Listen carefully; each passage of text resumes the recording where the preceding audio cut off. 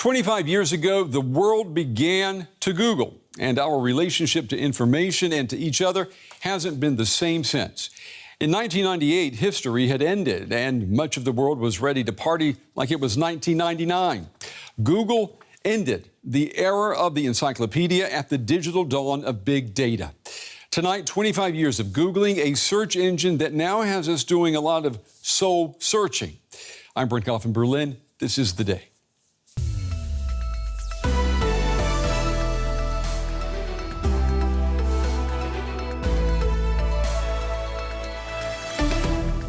My favorite Google product would be the search engine because I use it so much.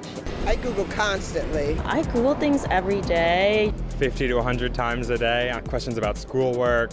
Pets, if anything with pets, YouTube, social media. Google Maps is really, really essential for me. I would say Google Docs for my essays and my homework. Recently, I just Googled this place. I think that Google has changed the world, changed the way we talk with people and how we get things done. I wish I would have invested in it. I remember back when Yahoo first came out. Then people think that'll take off, but now you look at Google and everything, you're like, damn. Also coming up, after Azerbaijan won control of Nagorno-Karabakh, the exodus of ethnic Armenians shows no sign of abating. We thought we'd run to the forest to wait until the situation calmed down. But we were told that we had to escape. I ran without taking anything, just my family.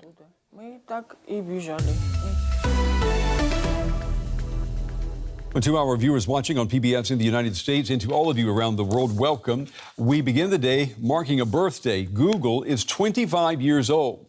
The company name is now part of our global lingo. When you search for information online, you simply, you know it, you Google it. The company's founders, Larry Page and Sergey Brin, are among the richest people in the world now.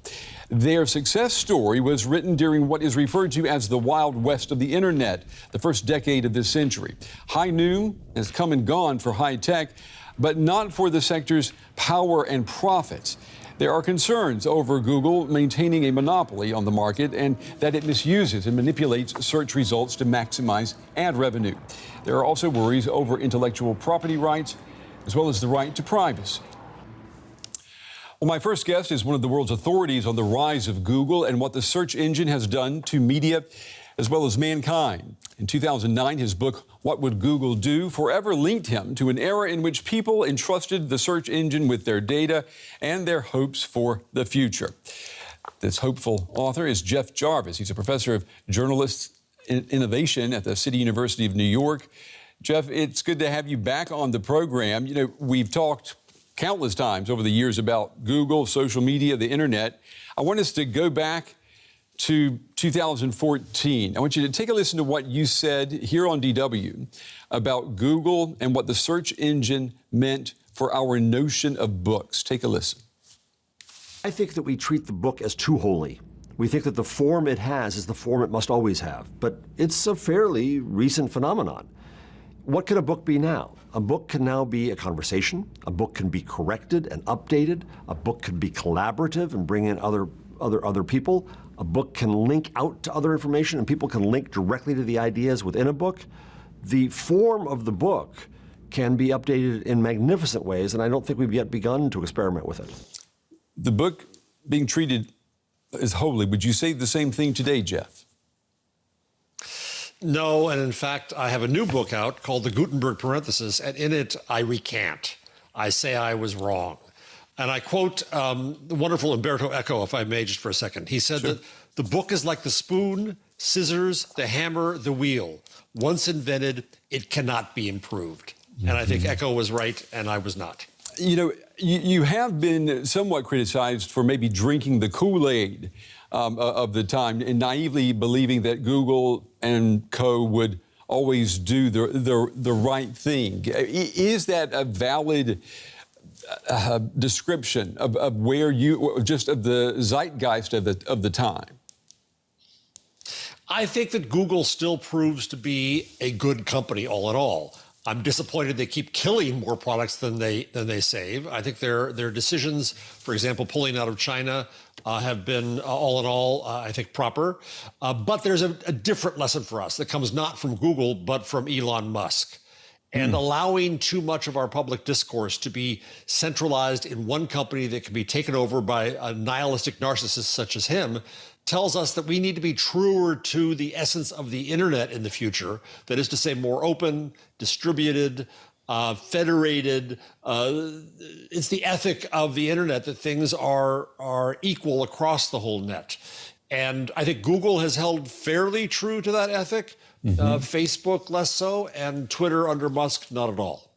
The European Union is where Google encountered the strongest headwinds. I mean, when it comes to data privacy, antitrust regulations, does Europe, in your opinion, deserve credit for showing us all sides of this brave new high-tech world? I mean, did Europe tell the world stop being gaga over Google?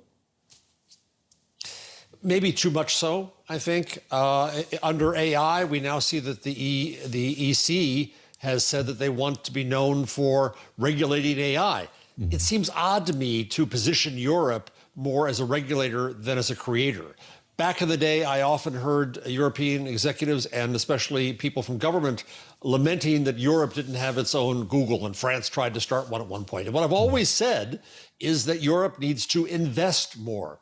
And just complaining and just regulating is not, I think, a fulsome strategy for the future. We've got two things I'd like for you to consider on this 20th birthday. Our relationships to books and our relationship to knowledge and information. I mean, I have a personal library in my home. I still buy books. What about you? You can see behind me, I have a lot of books, books about books, having just written a book about books. And studying books through their history from Gutenberg. Let's be clear that movable type was also done in China and Korea before Gutenberg, but from Gutenberg on in that time, it's an amazing history. And I wanted to look in the Gutenberg parenthesis to the lessons we could learn from our entry into the age of print as we now leave it. That is not to say that print dies, though it might for newspapers and magazines. It's not to say we forget the lessons of print, but it is to say that I think we have time. It took a while for the book to be the book that we know now. It took a while for there to be tremendous innovation with printing. That is to say, the novel with Cervantes and the essay with Montaigne and the creation of the newspaper. It took another century longer to get copyright and a business model. That's a very long timeline for print culture. And we're at the very beginning of whatever the heck internet culture is. And whatever it is what we make it. You recently wrote, Jeff, that the book has many meanings. You said that books are companions so that we are not alone. Now consider that, and consider that the U.S. Surgeon General earlier this year, pointing to social media, said that there is a national epidemic of loneliness to contend with. How do you square that circle? I'm working on a next book about the internet, and in that I did a lot of reading of the research of what we know about our interaction with social media and with the internet as a whole. And media have been engaged in great measure in a complete moral panic about the internet. Media don't really admit that the internet is a competitor, and they don't really know what to do with it.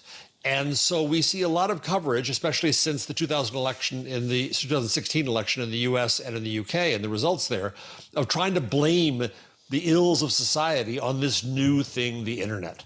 That's naive, it's wrong. And I think we have to have more faith in ourselves and in our children. Going back to the history of books, people complained that people were going to spend too much time reading books in front of them. Novels were believed to be corrupting the morals of women and children. We've gone through these moral panics with technologies again and again and again and again. And we need to learn at some point that we figure it out, and we have to have some faith in ourselves. I've got less than a minute left. I want to ask you, will Google, in your opinion, see a 50th birthday?